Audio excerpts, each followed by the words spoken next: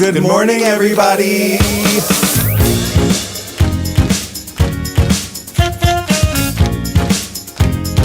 Wake up. Wake up, wake up. In Provincetown. This week featuring Wake up, wake up. Can I have some coffee? Wake up, wake up. Make it strong, please. Hey. Oh. Hey. Wake up. No, really, can I have some coffee? Wake up, wake up. Good morning, everyone. It is our first February show. What's the date today? The 4th of February. Bob always does that. I never know the date. As you can probably tell, Bob's not here. We got someone truly spectacular to fill in for him while he's on his honeymoon in Hawaii. Please welcome Kristen Becker, our first fill-in host. Well, thank you so much. This feels so like Joan Rivers of me. I'm very excited. Very that. I didn't know he was on a honeymoon. Yeah, he is on his honeymoon in Hawaii. Exciting. Yeah, a week in Palm Springs, 2 in Hawaii. Wow, Yeah. I gotta get married. I know, right? I have to go on a date, convince someone to hang out with me for an hour. That's what we're doing right now, isn't it? Yeah. Okay. This is our first date since I picked you as the lucky bachelor. Was that real? Like, did you not know it was me? Because I've been dying to know. I had no idea. Really? Like, there was Right. a part of me that was like, all right, I'm just in this in case Harrison hates everybody and doesn't want to actually have to, because I was like, maybe it's sponsored, like maybe he actually has to go on a date with somebody. And so I thought I was like the safety word, like I thought I was your safe word. You kind of did end up being that anyway. I hope one of these people is not watching, but one of the people that was a contestant I did have a big crush on. Ooh. And I like knew it was that person. Okay. But I didn't want to pick them because I was at the time I was like I don't want to force this person to go on a date with me. That is so forward thinking and who consensual. like I would have gone on a date with if they had wanted to before that. Right. You know what I mean? But don't you think that that's why they were on the show? No. Because they wanted to go on a date with you? No. Well, why else would they be on the show? Because they like to be on because they like to be on the show. Oh, so like they were star fucking you? Sorry, am I allowed to say fuck? You are. Okay, great. Yeah. YouTube allows that for now. Perfect. Yeah. I did want to talk for a minute. I missed the big storm last weekend. I did not. Yeah, I was in Palm Springs for the week. I heard about the storm coming and I was kind of bummed because I've lived in Provincetown for 3 winters now. We've gotten a few like kind of minor snowstorms, and I was like waiting for a big one because I thought it would be a lot of fun, and I was super bummed to miss it, even though I was in Palm Springs having a great time. And then I heard the power went out. I was like, just kidding. This is great. I'm fine. I'm very happy to be here in Palm Springs. It was, I love a good storm, you know, from Buffalo. We haven't got, just like you said, I was excited for it. I was ready. I charged all my extra battery packs. I got candles. I'm a prepared lesbian. Was not prepared for the power to go out at 6 a.m. Like normally we get a storm, we get the morning, we make our coffee, we get a good breakfast going. The storm will take the power out about 2. That's perfect. I'll read a book for a few hours. Look at me, I'm cultured, right? And then by the time, and then by the time I'm sick with myself, 5-6 hours later, the power comes back on. Or go to bed, But this one, you just got to sit with yourself for about 16 hours, and that doesn't always take. And do you have any way of making coffee without power? Oh, well, yeah. I mean, I have a grill outside. I can figure it out. A little hot water. Like I'm an entrepreneurial lesbian, but I just imagine a lot of people in this town sitting there looking at their coffee maker, be like, "Well, that's impossible now." Yeah. Well, I actually did a reel the last time the power went on of like how I made coffee, just in case I could help my fellow not nature people. Nature person. I camped once. I'm like, I'm a nature person. I have unplugged coffee every morning. I use a stovetop espresso maker. Oh, me too. But I have an electric stove. Oh. And I think we should not have those here. I think it should be all gas stoves only. I love a gas stove. I also have a gas too. stove. I guess I was kind of shocked by how many people have electric heat in town. I think I do. Yeah, I think there's a lot of it. Is that the standard? Most people in town have electric heat, you think? Older places. Gotcha. And then I thought, I was like, I don't even know if my apartment has electric heat or not. Have you found out before today? I've lived there for 6 years. I had no idea. Oh, okay. I still have no idea. There's another storm today. I'll figure it out next time. If you need to be kept warm. Hey. It is pretty rainy in Provincetown. I think if you are traversing around Provincetown, I would be extra careful. The snow is blocking a lot of drainage. Oh, so on my way here, it was like giant puddles every 2 feet. I wasn't able to go down, what is that, Court Street? Because that will get a sprinkle and that will fill up as a giant puddle. And today it was extra big. Yeah, it's going to be wet all weekend. Yeah. The holes have been plugged. How long were we in a state of snow emergency for? It was days, right? No, I mean, I think we were in a state of like full-blown emergency for like the day. We got power back that night, right? And then we were in a state of, all right, we're all warm, but there's a shit ton to do, right? Moving the snow around. So I would say like the storm day and then a day and a half after, 2 days was kind of like cleanup. That was my experience. I don't leave the house much, but that was my experience. You're like, I didn't leave the house the whole time. Who knows? We do have a little video that Trevor took while he was going around town. Let's take a peek at that. If you've never been to Provincetown in a snowstorm.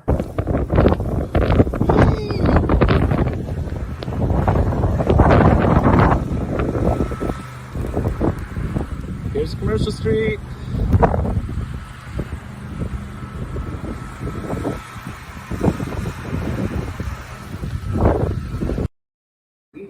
Yeah.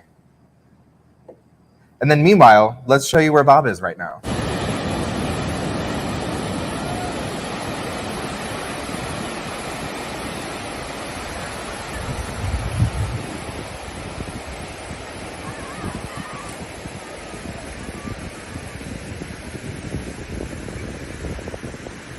It's beautiful, isn't it? What?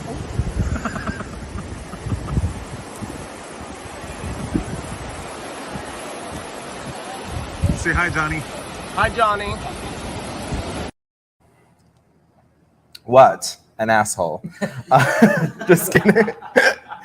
No, that's Bob in Hawaii. He's hanging with a few of our friends from the Red Inn, Johnny, Rachel, Lana. Obviously, Peter's there. It is their honeymoon. I feel like Peter's... Wait, did they bring is this a honey orgy? Like, what, did they like bring everybody? Or like they're on their honeymoon and there's 6 of them. Yeah. And don't ask what happens at the Red Inn. No, there's a couple good friends of ours who come into the Red Inn a lot throughout the summer who own a few restaurants in Hawaii. And they invited a few of our staff members to spend the winter there and work for them. So Rachel and Lana. Rachel is, I think she's our new general manager at the Red Inn this coming summer since Peter's left.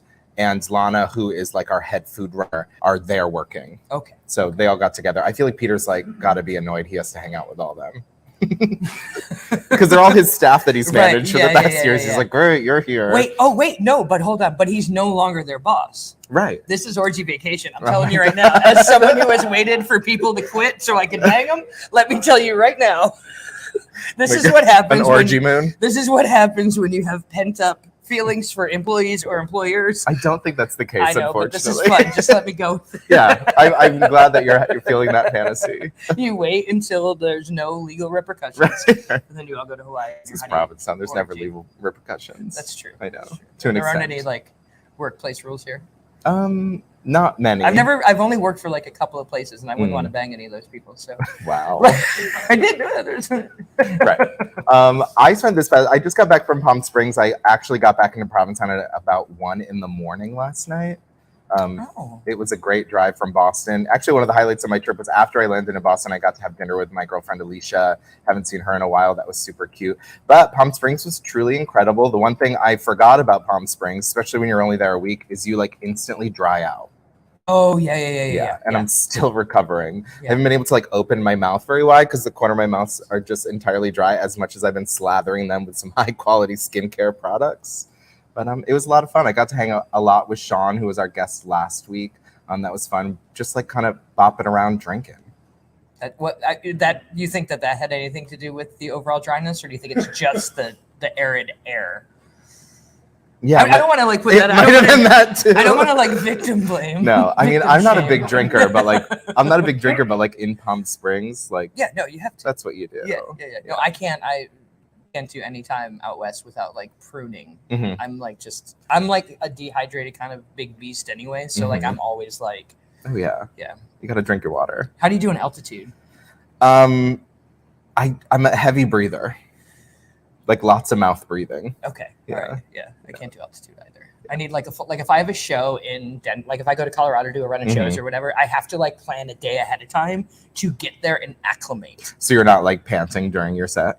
like literally physically sick. Like just really? Yeah, no, like the last time I went to Denver, I flew to Denver. My friend that I was going on tour with, we decided that this was going to be a healthy tour. We were going to take care of ourselves. And so we went to the gym as soon as I got there. So I fly to Denver, I go to the gym, and like maybe 8 hours later, I'm like vomiting and like nauseous, and I had to get that boost in a can, the can air. Oh. Have you seen the can air?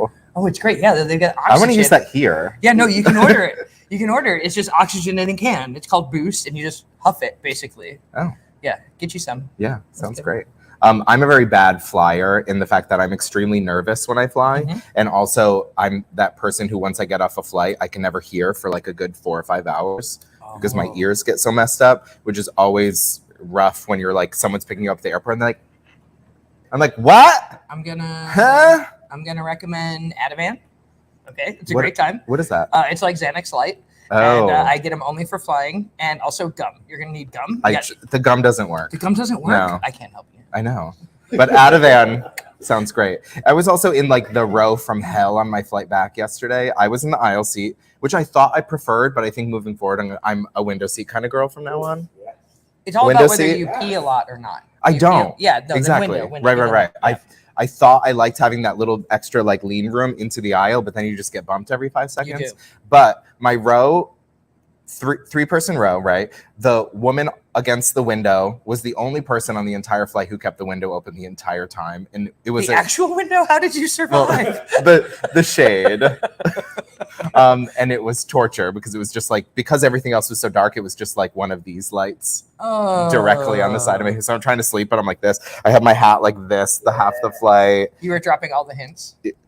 I really was. Was she like reading a book, or was she afraid of the dark? She was sleeping. And I was so mad that she was able to sleep with that glaring light. What was in the her person face. in the middle doing? Ooh, that was the real Trimming their toenails. Almost. I wouldn't have been surprised. That was the real torture throughout the flight. This woman, she sits down on the flight. She starts like on her phone, just like loudly playing TikToks, and no headphones. The flight attendant comes by. We're calling them flight attendants now, right? Yeah. Okay, great. Mistress of the air. Mistress of the air. She was like, wait, no, that assumes they're all ladies. Sorry, I don't want to Right. erase male flight attendants. I feel like they wouldn't mind though. Yeah. Mistress of the air it is. Right. So the flight attendant comes by and like, oh, miss, would you like a pair of complimentary headphones? Like we have those. And she goes, why? No. So she goes, oh, well, just because you're playing loudly from your phone. And she goes, oh, okay. And then she comes back, gives her headphones. And then like 5 minutes later, the flight attendant goes by, be like, did the headphones not work? And she's like, you can't play that. And it was literally just that the entire time. Like they came back by with the beverage cart and the flight attendant was like, oh, what could I get you? She goes, that.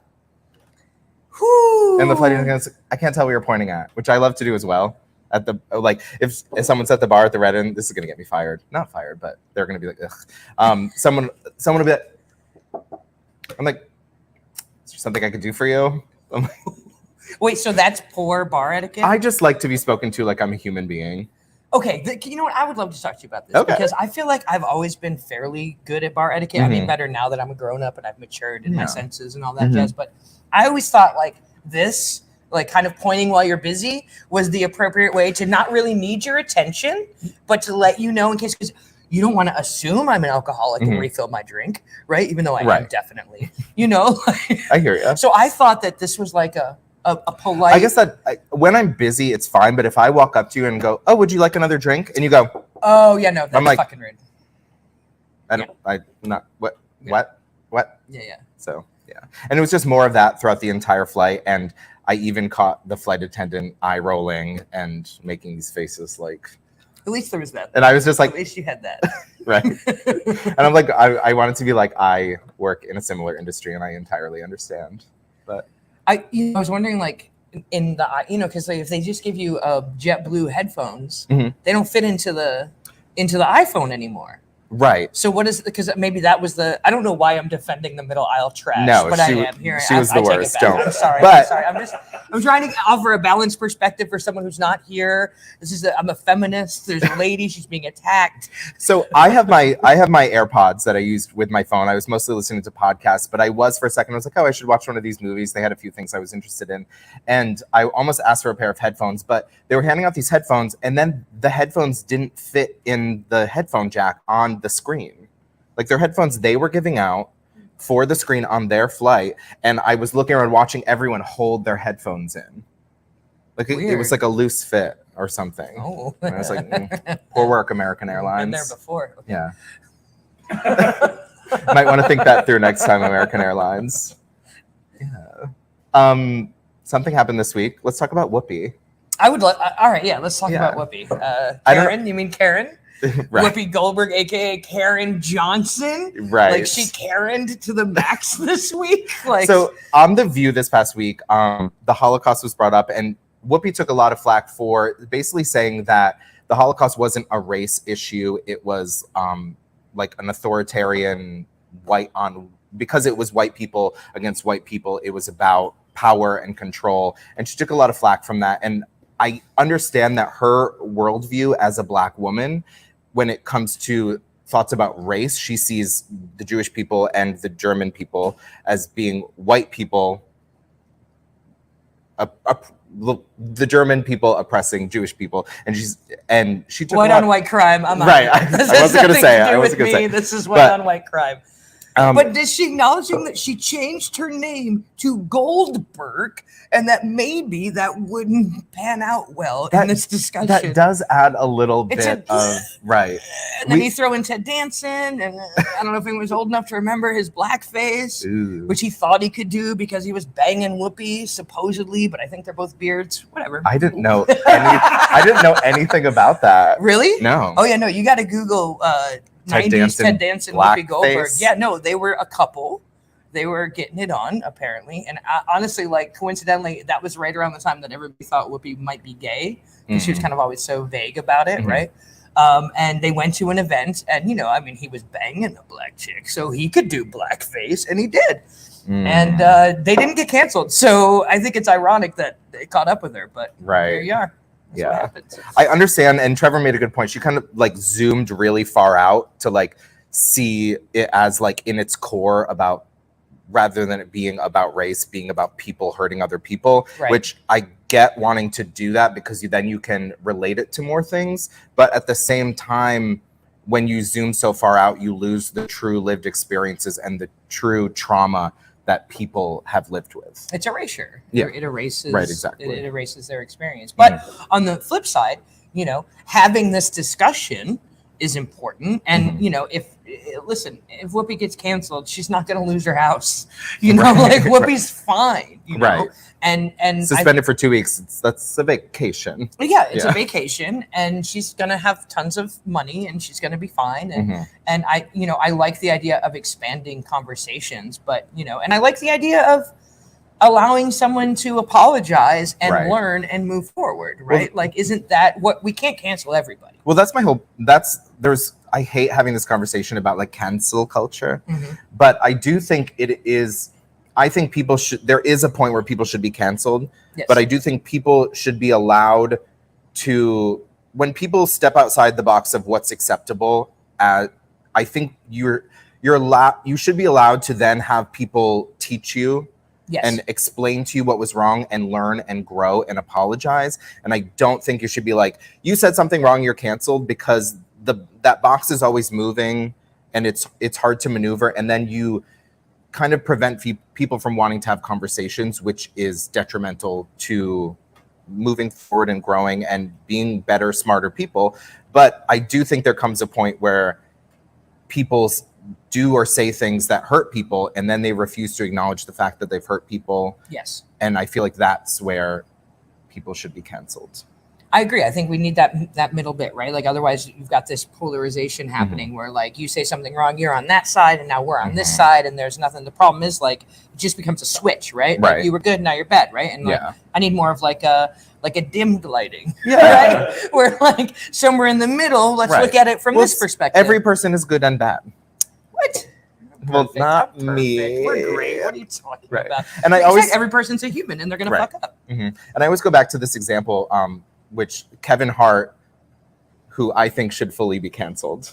Do you? Yes. Okay. All right. Tell me more. He tweeted, and this is always the example I use. He tweeted, like, "Oh, if I ever caught my son playing with a dollhouse, I'd smash it over his head." Did he just tweet it, or did he do a bit about it too? Because I know there was some. Maybe it was Cat Williams. I don't know if it was a bit as well, but I do know that it was a tweet, and he like apologized without any acknowledgement of why he was apologizing. Like, "Oh, I'm sorry that I tweeted that," but in a world, but I will still hit that. but like in a world where like children who kind of buck gender norms are abused and traumatized by adults, I think to tweet that is extremely bad, and you're further endangering children. And then for fucking to go on Ellen and be like, I don't know why everyone's so upset about that. Like Ellen is allowed to like absolve any slight against queer people, like she's like the queen of everyone, which I feel like I'm glad that facade is crumbling lately. I'm pretty happy that facade is crumbling. And not once again, not that Ellen is canceled. Ellen has done so much amazing things, but like she's not a perfect person. And I think this is one of the things that I would have loved for her not to have done. And she also doesn't get to speak for all of us. Yeah, but then you got to go into that. Now I'm going to sound like the conspiracy theory lesbian, but then you got to go into that Illuminati level, right? Where they're like, hold on, wait. They're like, well, Kevin Hart is one of our main money-making clients, and like we gotta I wonder if they work for the same studio. I bet you they might be connected. I wouldn't be surprised. Or they have the same agent, or they have some sort of representation on a level where they were like, Ellen, could you just please appease the gays. No, I mean, but then you also go to, I think the problem I had with that is that Ellen had an opportunity to educate Kevin Hart on why. Exactly. And that's didn't take my that point. Opportunity, That's right? exactly what I mean. Please have them on. Have that conversation, and then explain to them how kids do actually get beat and abused, and what life is like growing up as a queer youngster, and have that conversation with him. Not just like, I know, I'm friends with you. It's almost like Kevin Hart did I've got a gay friend. Right. And we were all like, oh, well, in that case. And Ellen was like, and it's me. Yeah, exactly. Yeah. I wonder. And I've got a black friend. Look at us. We're progress.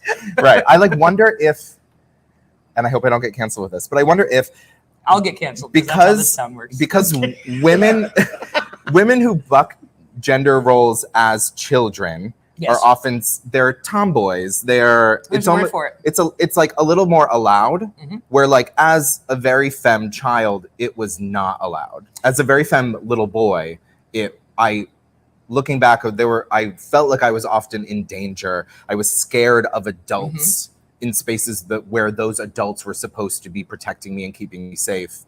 So I wonder if Ellen didn't have the experience as a child who is unsafe because they buck gender norms. I mean, but that's misogyny, right? Like the misogyny is that the masculine is better than the feminine, regardless if you got an innie or an outie, right? Like I definitely, generally, not in P-Town so much, but in the real world, I operate with a bit of dude cred, right? Because of a masculine presence. And I date very feminine, hot women.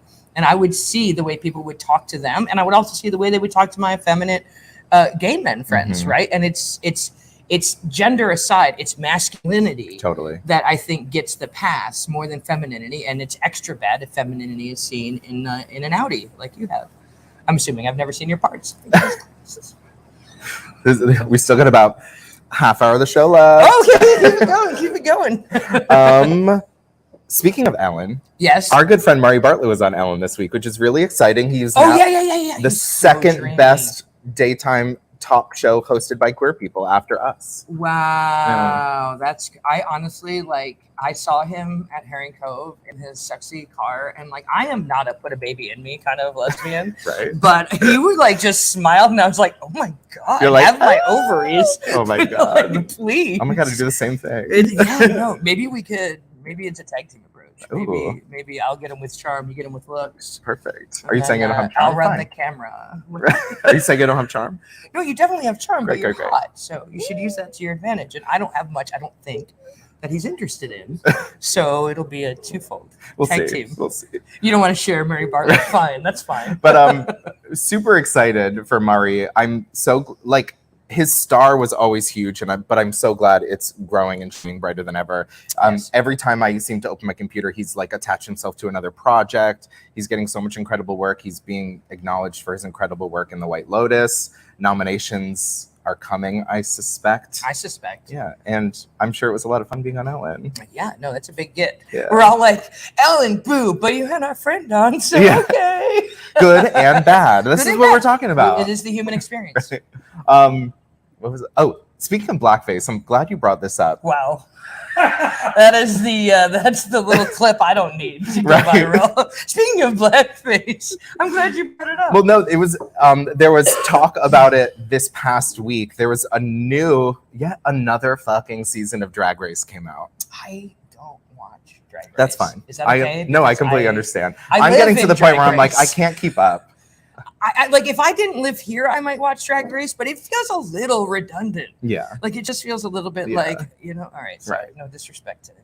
But this one was UK versus the world. It premiered. Oh. So it's kind of like All Stars, Lord. but there's contestants from America, Canada, Holland, So it's Miss Thailand. Universe Drag Race? Kind of, Okay, exactly. all right. And a few contestants from the UK. And I do love the show.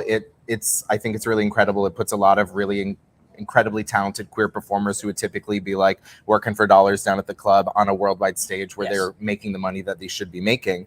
But the reason there was a bit of talk about blackface is one of the contestants did this look. It was entirely not monochromatic. It was black and white, which is not monochromatic, I guess.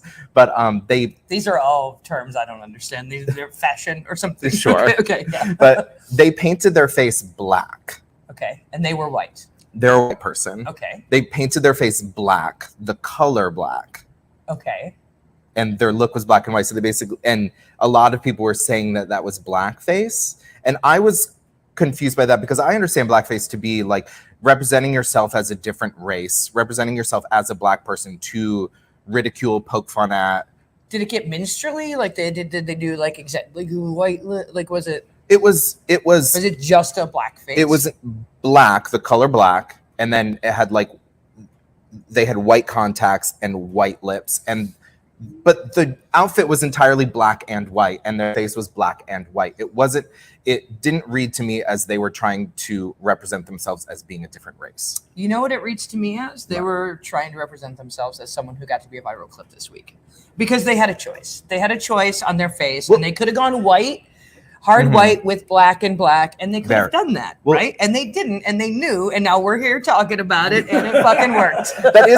I'm so glad you said that because when things like this happen, I'm like, I understand that my perspective is as a white gay man, which is a limited perspective, especially with issues like this. So I kind of looked around to see the voices of people of color and what they were saying about it. And Bob, the drag queen, said exactly that. And Bob said, I'm looking at them. They're not representing themselves as trying to represent themselves as a different race, but maybe when you're making this decision, think about whether you want to be the center of this conversation. Right. And I think that's interesting that you made that same point. But I don't think they did it on purpose to be. You're like, I don't think they're that smart. Kind of that. But yeah. That's exciting. Bitch released, I want to talk about this. You know, Yes, Bitch? of course. Do you love Bitch? I do. I do. I feel like I could tell by the flannel. I was Mhm. like, you're going to be a lesbian. Mhm. So yeah, Bitch releases a new album today Mhm. called Bitchcraft on Kill Rock Stars. And she has What is Kill Rock Stars? Is that It's a label. Okay. It's like perfect. an indie record label. Yep. Mhm. And she has some great bangers Mhm. that are coming out this summer. And I'm super excited. And I want the gay boys to remix them. Please do your Andrew? thing. Do your thing. Her latest song that just came out is fantastic. The video just dropped. Did I send it to you? Yeah, you did. Yeah. It was great. It was great. It's fun, right? Yeah. Doesn't it have Mhm. like dance vibes, like a good remix, and you're Yeah. like, I can hear this because Totally. it's got feelings about like people broke your heart and like I see a gay boy at tea dance. I need to have sad. less of those feelings. What's that? I need to have less of those feelings. Somebody broke your heart, I will kill them. No, Okay. It's hard to get your heart broken in When you're dead Provincetown. inside. Exactly. From living in Provincetown for 6 years. Do you know if Bitch is going to be here this summer at all? I'm sure. Mhm. I feel like because I think I know she's touring with the album release and all that, so I'm assuming she'll be around. Yeah, it seems like she loves Provincetown. Yeah, she's been hanging out. She was here with Jonathan Cameron Mitchell last. She was, Mhm. and she's hanging out with old Faith Holloway there. So I think they're doing a little lesbian smoochy smooch. So We love they're in to see it. Boston. So yeah, we love to see it. We love to see it. Is that where Bitch lives? Unsure. Bitch lives on the road, like many an artiste. The dream. Yeah, exactly. Mm, I went back to the gym this week. that's impressive. Sorry, did I just pivot you out of something? No, You were that's looking- great. I like fully planned on it, like looked on what gym I should go to, because I had been going to the gym with my friends Sunny and Joelle, and I was like, what gym should I go to while I was in Palm Springs? And guess which one I went to? Which one? None of them. Ooh. Didn't even bother. It's his new gym. It's all the rage. It's called The Bar. Exactly. It's called Margaritas at the Bar. It's all arm workouts. Right. Yeah, no, I got the baby COVID Mhm. end of December, and prior to that, I'd been semi taking care of myself in a Mm-hmm. way. And to be clear, not for any physical appearance, specifically like for my brain. Like I like to go to the gym, Yeah. work it out, right? I learned that because in the past few weeks getting back to the gym, I learned that it does help your brain. Yeah, no, it's Yeah. really it's good for the anxiety, and so Mhm. I do it that way. And so I was like, you know what, I call this Focus February. I'm a lazy blob in January, and then when February comes around, I'm like hyper focused, and so I go back to the gym, and I couldn't do a third of what I did before the COVID. That's the one sneaky thing. I had a similar experience, yeah. Yeah, But I just want to say I love that you like sit with a pint of Haagen-Dazs watching everyone else start and fail their New Year's resolutions, and you're like, I'll kick it off in February. Yeah, no, 100%. I'm not crazy. Right. Because I usually have Sandy Cloud shows for Christmas. Right. And so, I usually tour when it's not a pandemic. Mhm. And so by the time January comes around, You're I'm like, like, break I'm time. beat, Mhm. time out. Yeah, and also, I'm just going to sit here and get fat while you guys Yeah. all make plans. Lasagna and Haagen-Dazs. Exactly, yeah, for sure. And then come February, go to it. But yeah, I think that's the one thing that I don't think people are talking about a lot, because it messes with your brain. Mhm. If you've been kind of working towards being healthy or working towards anything, and then you go back to it, oh, you were sick for 2 weeks, and you go back to it, and I was just like, oh my God, I can't do a mile. Mhm. What is happening? Yeah, I was running 5Ks like 3 or 4 days a week before I got COVID at the end of I would December. see you sometimes. I'd watch Yeah. it. That's cute. And I had Your shorts are short. very They're so short. It really informed me a lot about who you are as a person. Well, Because it's- I didn't take you as a short runner guy. Oh, I please. understand why. It's nice. But when I saw it, I was like, okay. How is he single? I often talk about how my perspective changes living in Provincetown, and that's a way. I'm like, those shorts aren't short. But I'll show you. I guess in the real world, those are short. Exactly. But then I a fairly respectable time running my 5Ks pre-COVID. And then I had COVID. 2 weeks later, I was like, I'm going to get back out there. And I ran from my house, which is kind of in the area of Stop and Shop, to Route 6 and stopped and almost died. Yeah, Yeah. it's crazy. So Mhm. be nice to yourself if you're recovering. Yeah. Odds are in this town you have just recovered. Right. Yeah, it did seem like at the end of December, everyone had it. Yeah. You were either a Christmas COVID or a New Year's COVID. Yeah. I was I was the week in between COVID. Ooh, that's the what a worst. lame time to get COVID. I was a Christmas COVID. Oh, that's for you. Yeah. That's nice. What a present. It was okay. We made it. Yeah. We're gonna get canceled for making light of a pandemic, aren't we? No. Okay. I was sick. It was awful. Yeah, I was sick. I'm too. still dealing with the repercussions of it. My heart goes out to everyone who's had COVID Yeah, because yes. it is tough, whether it's mild or not. And I know there's a lot of talk around Omicron being mild, but I don't I think think that's- that it is. No, well, I think that's what is it mild or is it different, right? And that's where I'm like, oh, this is actually having more of a long term like the physicality of it and the exhaustion, but then also just kind of the mental fuckery Oh, yeah. that happens when Mhm. you're like, oh, I'm not getting back to myself. I'm not, that part. So, This past week, did your computer just die on you? yeah. Let me open my notes on my phone. Is it real because you're quick. on a plane all night? Yeah. Let's see.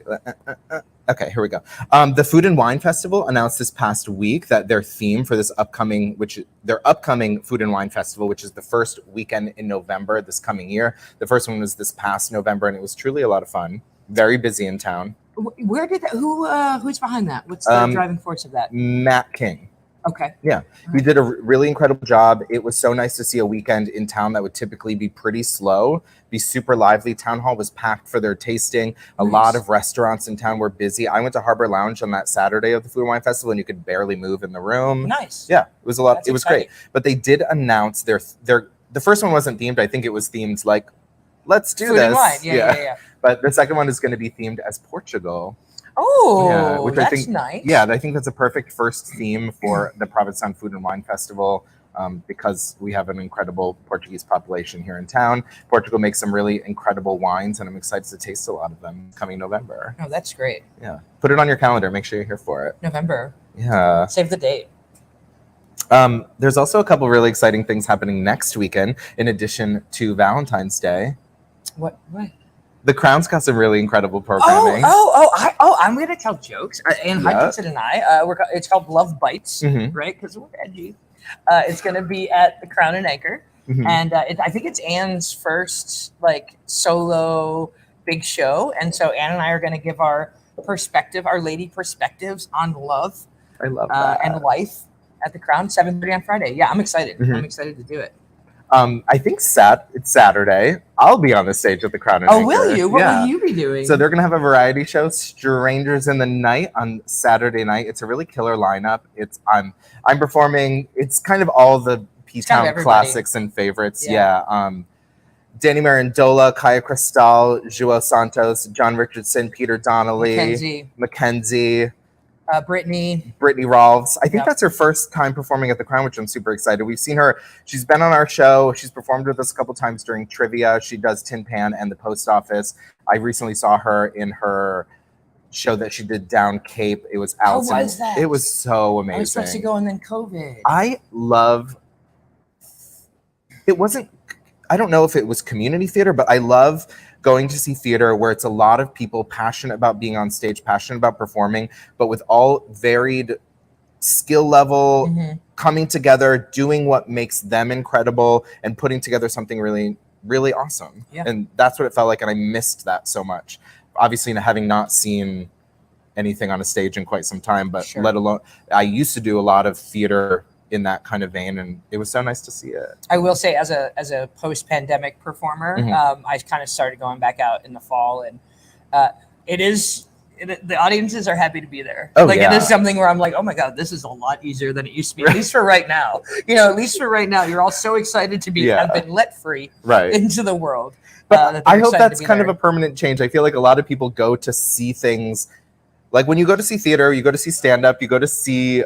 It's like you're there to enjoy, and a lot of people I feel like get to the point where like I'm here to judge. No, there's a lot of that in stand-up where for a few reasons, right? Like when you start talking about comedy, like when you make somebody laugh, you're like evoking a spontaneous reaction from them that they didn't plan, right? And so that's vulnerable, right? And some people don't like their teeth and they don't like their laugh, right? Because it's annoying. So like people will come into stand-up shows like, go ahead, try to make me laugh. You can't. You're like, motherfucker, you just paid a lot of money. Why are you here? Right? But I will watch me. Here I go. I'm a pro. Right? But I do feel like post-pandemic, there has been a little bit more of like, wow, aren't we lucky that we can be here and that these people can give us their craft? Please, young lady, tell us your dirty jokes. Like it felt nice. I like it. Yeah. And I feel like that's in so many things. Like it's the same thing at restaurants. People go and like people sit down and start talking to them. I'm like, wow, they are dead set on being miserable while they're here. Which is not fun to wait on. And I think it's worse than being dead set on it. I think they're oblivious to the fact that they are. And I think that's the scarier part. Like, oh, you don't even know you hate your life. Right. Have a martini, that'll fix it. Yeah. Or make it worse. Interesting how it'll do that. We have an interview with... What's happening here? Saturday. Oh, yeah. Also, the Rainbow Connection is happening here. Broken Hearts Club. Andrew Haig is going to be DJing. I'm sure Andrew's going to be DJing at the Crown a bit next weekend as well with all their stuff they've got open. Huh? No way. Ooh, live sex. I love a good live sex show. Mike Flanagan is going to be here as well, playing along with Andrew.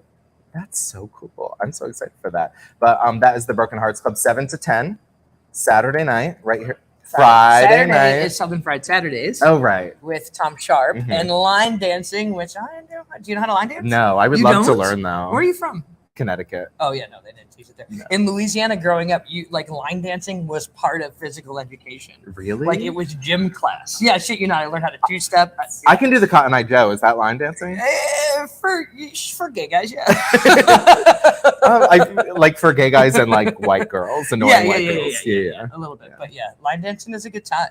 I think it's No, I went to Denver a lot, like probably 10 years ago to visit friends and friends' family, and I would always go to Charlie's, which is like a gay country bar, and they would always have line dancing, and I would just like sit there watching and be like, I want to do that. It's so like I grew up in Shreveport, Louisiana, and the gay bar there is called Central Station. It's an old train terminal. It literally looks like abandoned because that's how you have to have your gay bars in Shreveport.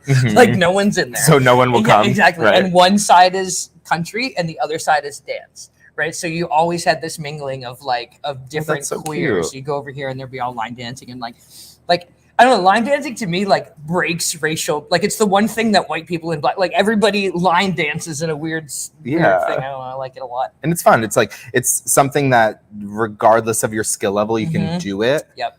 And I remember when I went to Charlie's and there was this one guy who was wearing like a cutoff white tee, cowboy hat. He had this gorgeous beard, and it was so charming because he was like kind of helping everyone, dancing with everyone, and I like fell in love with him while watching. And that's kind of what Tom does. Yeah, he's got a little thing. He instructs everybody. That's so and cute. he kind of does the count with them. He does the dance with them because that is the one way to learn is you just have to get into it and do it. And I would recommend if you have any interest in line dancing, you come to it, but come now. Because after he does this a time, everyone's going to have it figured out. Right now, everyone's stumbling on each other, and it's a good time. So this is a great time to come in and learn with everybody and grow together. Is Nicole going to be doing her fried chicken special? Ooh, Nicole in the kitchen here at the Provincetown Brewing Company is going to be making her fried chicken special next weekend. So be sure to stop in for some of that too. Love it. Yeah. This past week, Bob sat down with Bill from Townie Bagels. It was tons of fun. I got a bagel. I don't know about Townie Bagels. Oh, Townie Bagels is this super cute bagel shop in Palm Springs. The owner, Bill, watches our show, loves it. He sponsored a couple of our shows, and I made sure to get some bagels while I was in Palm Springs. Nice. Okay, great. Yeah. Okay. But Bob sat down with him and chatted with him, so let's take it away with that. Good morning, everybody. Wake Up is still in our sister city of Palm Springs. It's like 10 minutes. I'm sitting down and chatting with Bill Sanderson, who's the owner of Townie Bagels here in Palm Springs. This is a ticker now? He's also a Massachusetts native. Oh. He's been going to Provincetown ever since he was 6 years old. Yes, that's the first time. Yeah. Thanks for making some time to come and chat with us. Yes. So tell us a little bit about where you're from. Well, I'm originally from Massachusetts. I was born in Woburn, but my parents owned a house in Chelmsford, Mass. So from that hospital, I went directly to Chelmsford as a baby and grew up there for 22 years in Chelmsford, which is right on the Nashua Lowell line there. And your family would go to P-Town in the summer? Yeah, well, we had a great uncle, Winslow, my father's uncle, who owned 300 acres in Bourne, and it was a private fishing reserve that he would manage and rent out. So we would go down there and visit him in the summer on weekends, and then we'd drive out to P-Town for the day, do day trips.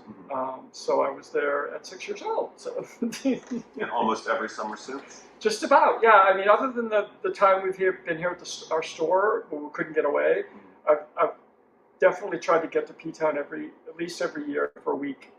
I'm missing it because we haven't been able to go back. I was able to go back 3 years ago. Was my last time there, but I'm hoping to get back again soon. This summer, hopefully, we will be post something and a little more travel, and we can, things stabilize everywhere in the world. We'd be fine. You got to keep us posted on your trip. I will definitely do that. When did you leave Massachusetts for San Francisco? That was 1999. At the time, we were living in Norwood. We had a house in Norwood, and I had the bug. I wanted to live someplace else. Once in my life, I didn't want to say it was only from Massachusetts. So Andy said, well, okay, put your resume out there, and all these headhunters, because it was the beginning of the .com first bubble, all these headhunters were hounding me. So I ended up taking a job in downtown San Francisco for a company called NBCI, which was NBC's internet arm. So we went to San Francisco.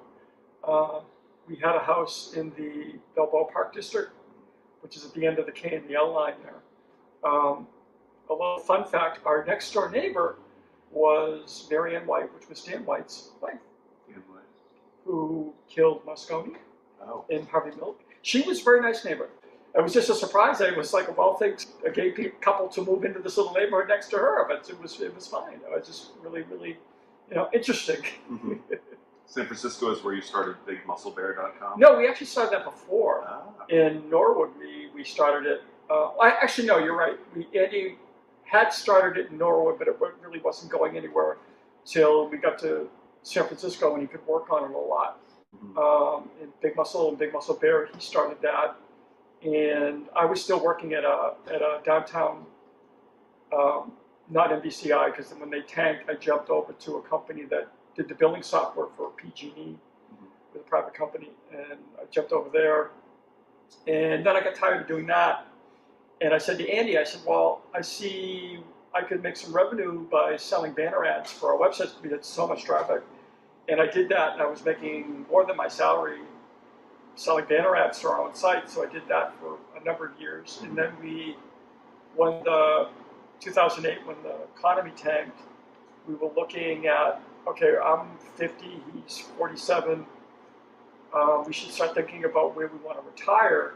So we went to Florida, looked around, liked it, but then we came here, we loved it. And the heat, everybody's, the heat, it's 120 degrees out. And it's like, well, I come from New England where it's minus 10.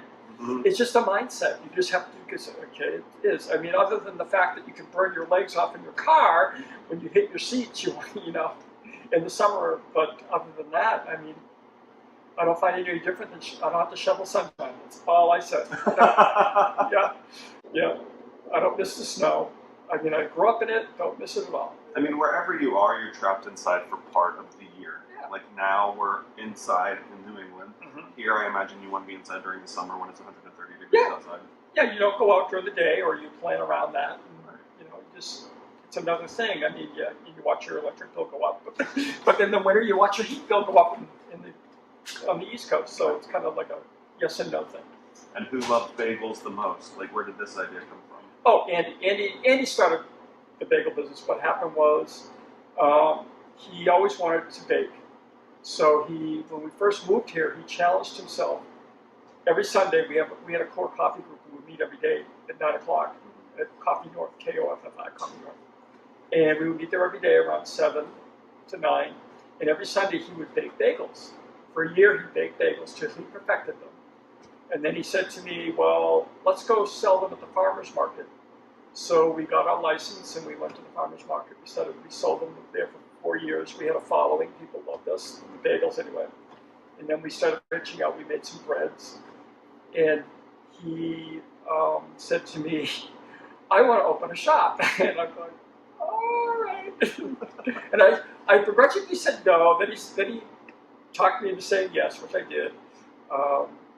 And we sold a piece of property on Hawaii. We had a little condo in Maui. We sold that to pay for the build out of the store. This was a restaurant that's Talakapaki, which is a Mexican restaurant. They moved over to a bigger space, and they left this place, and we heard about it. We just ran here, and we saw it, and we got the lease, and our landlord's wonderful. You got some great neighbors in the tool shed. Yeah, we have SF Leather next door, then we have gear, and then we have the tool shed. It's like Leather Daddy Alley. Yeah, really. Yeah, yeah. They do have a leather, the Palm Springs Leather Order of the Desert has their big party here, and they wall off the back parking lot. I actually sell hot dogs for donation. We make the buns here, but the hot dog is mine, and I cook them and heat them, and I sell them for $2 a piece as a suggested donation. And we donate that money to the Mr. Leather Palm Springs to help pay for his ticket to IML. So we do that. So we kick in a few $100 extra. So it's about $400 or $500 I donate. You said this is your 6th or 7th season here? This is in the store, this will be our 6th in August. Mm-hmm. There was a year build out, so it's really 7, but it'd be 6. And you've really become like a hub for the community here. There's a line out the door every day. I know. I feel so bad. It's like I wish I could figure that out, but I don't have to. We didn't plan on that. We didn't plan on just being the only bagel shop in town. I mean, there are other places that sell bagels, but we're the only ones that boil them like New York, okay? And I'm not saying we're the best bagel, but we are the true traditional New York process. Right.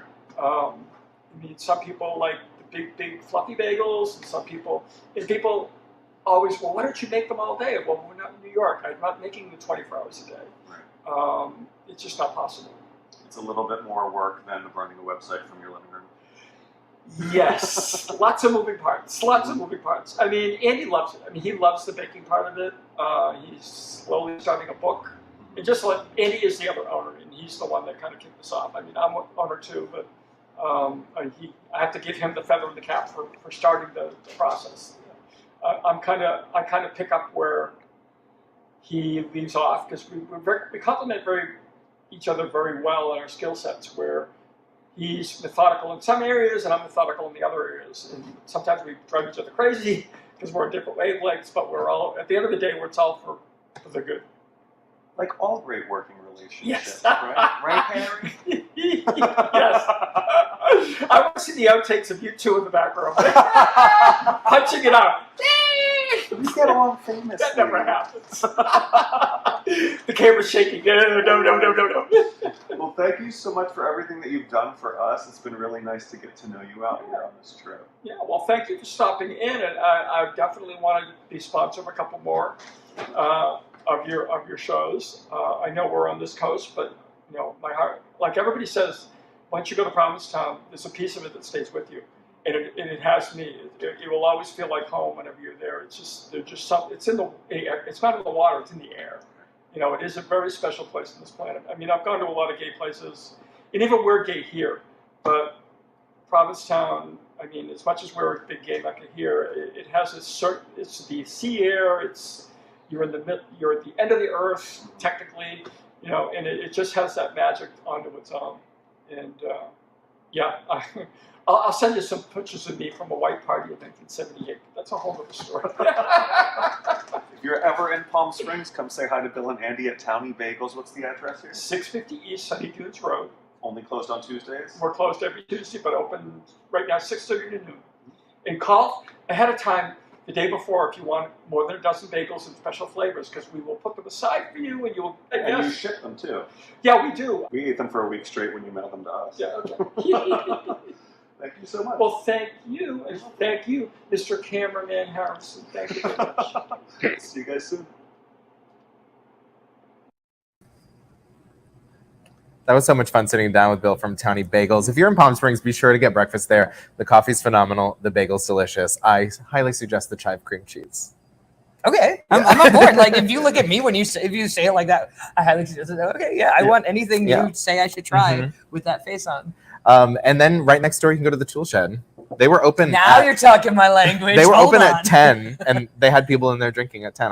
That's what I love, Palm Springs. Oh wait, it's not a tool shed. No. Oh. I think they're speaking of a different kind of tools that I don't think you're going to be interested in. Oh, I mean, I don't know. what does that mean? I thought lesbians were like the tool people of I guess, our people. Yeah, even right? yeah. I would definitely be interested. Yeah, in those tools. I love that. All right, yeah, give a good reach around. Well, another thing we wanted to talk about is Spotify was in the news this week. Oh, all the hullabaloo this week. Yeah. All right. They lost 19% of their stock value in a single day.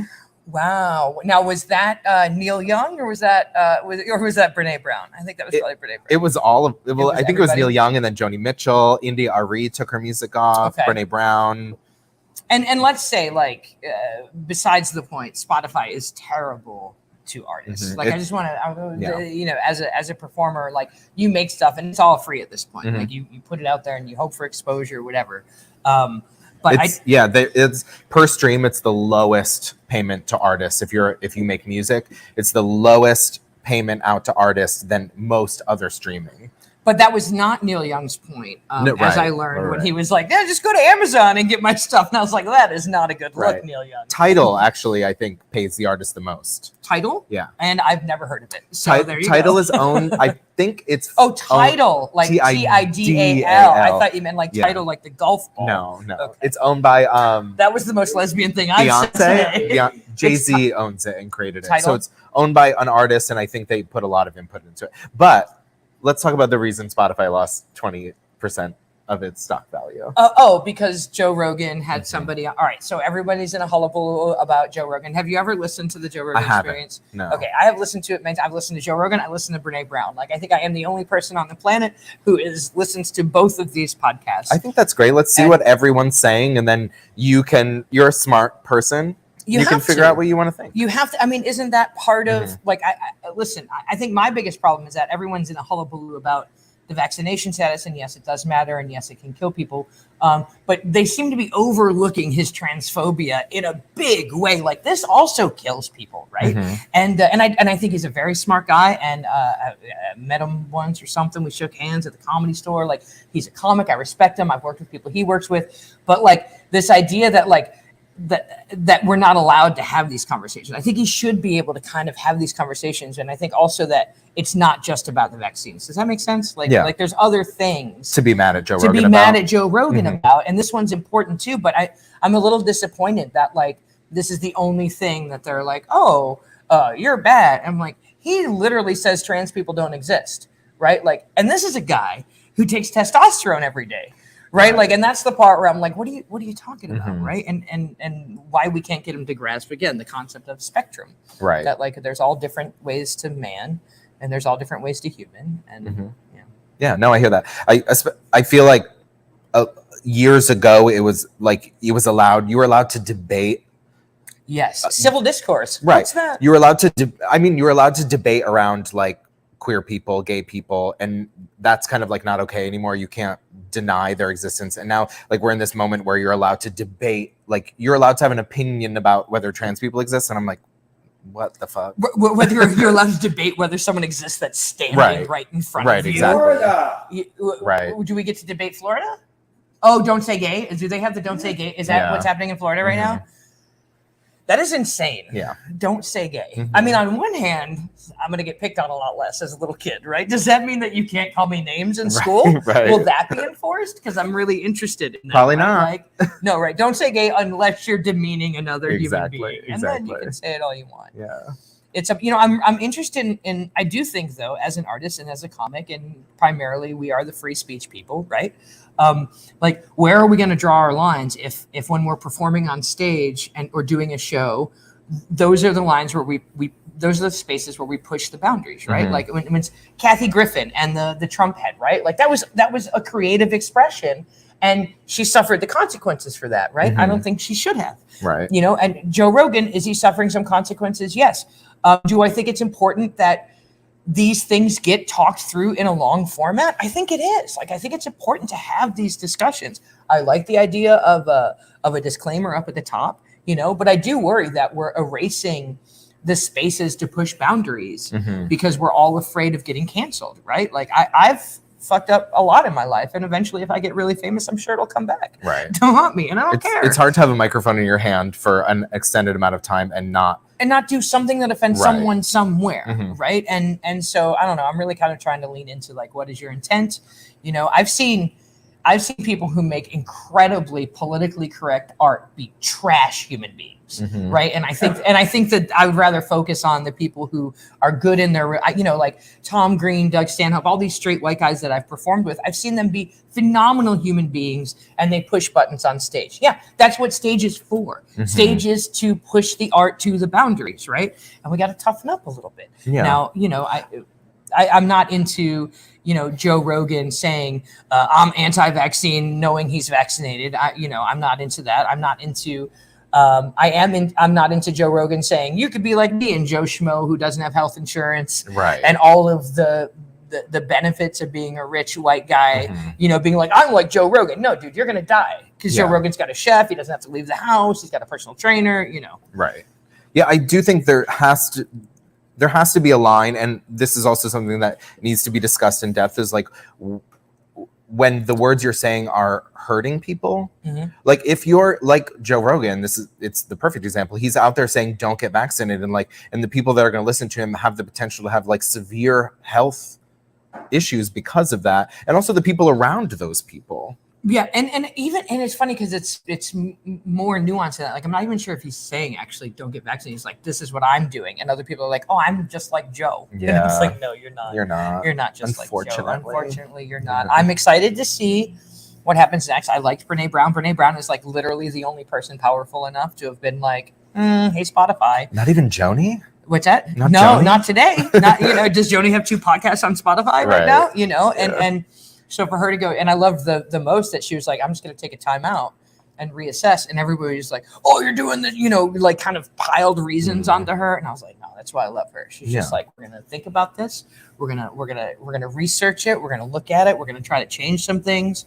And so now we have disclaimers before our Spotify rapes their artists. Think Sorry, more. rapes is a strong word. Right.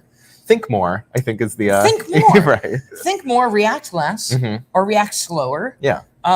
Be okay being challenged in your own beliefs. You don't have to take them up, right? Like, I feel like it's okay to be like, oh, there's another perspective here. All right, listen to it. That's stupid. I listened to it. It's dumb. Great. Carry on, right? That's it. That's the end of the conversation. Oh, did I go so far left? No. I went right. That's always my biggest. It always happens, right? Come back. Everything that's looked at as like a left to right scale, you don't realize the farther you go, it loops right it's back all around. one big circle. The Right. farther, and that's where the scary part lies. That's where that's where I think like future elections, that's where the scary part lies. Yikes. Because instead of us bonding as humans, we're just like, what tribe are you on? Are you on Exactly. the right one? Okay, right. good, let's go. And you saw that so much with COVID. Oh yeah. It was like your political affiliation boiled down to how you were interacting with this epidemic. Yeah. You know what I mean? Yeah. Great. Well, we're Did not we gonna, do it? we're not going to get to the bottom of that today. Are you but sure we can solve it? in a last little bit of local news, I wanted to congratulate a few people. Stephen Hanks is the new executive director of the Provincetown Business Guild. A big thank you to Bob Sanborn for doing some really great work over the past few years. We're sad to see you go, but we'll be looking forward to seeing you in the streets of Provincetown, enjoying everything. Congratulations, Steve Hanks, and also a super special congratulations to our very own Trevor Pittenger. He is going to be the associate director of the Provincetown Business Guild and work in tandem with Stephen to make some really incredible events, push everything even farther than the incredible work that the Provincetown Business Guild has been doing over the last few decades. We're super excited to see everything you do, Trevor. It's going to be fun. Yeah. Well, thank you so much for I filling had a in great for time. some big shoes today. It was a hard. I was nervous. Yeah. Thank goodness Bob was here. Yeah. Bob the queer lamp. Yeah. To the lamp queen, Bob the lamp queen, was here behind us to make sure that I stayed in line. Yeah. And, I love hanging out with you. Yeah, it was fun. Well, thank you all for watching. Thank you so much to our sponsors, Be Well Cannabis, The Red Inn. Wait, we get weed? No. Oh. Be Well Cannabis, The Red Inn, Cafe Heaven, the Adam Howard Metal Workshop, Project Valor Sailing. I think I got them all. Yeah, you were perfect. You were great. I loved it. And we'll see you next Friday. Thanks for waking up in Provincetown, wherever you are. Wherever you are. Sorry, I didn't know. Wow. No one told me there was a group thing at the end. Yeah. We'll see you next Good Friday. morning, everybody. We'll see you next Friday. Wake up. Wake up, wake up. In Provincetown.